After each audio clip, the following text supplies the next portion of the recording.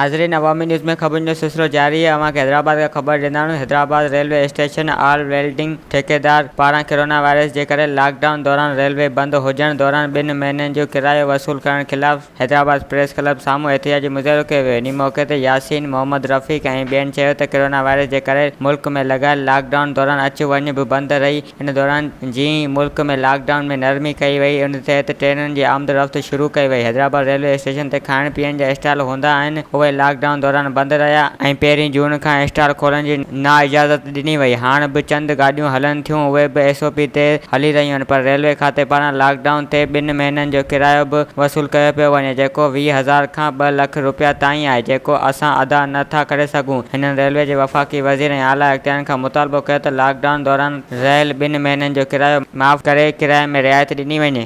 वधीक ख़बरनि ऐं तफ़सील जे लाइ विज़िट कयो असांजी वेबसाइट awamiNewsHD.com ऐं ॾिसंदा रहो अवामी न्यूज़ HD।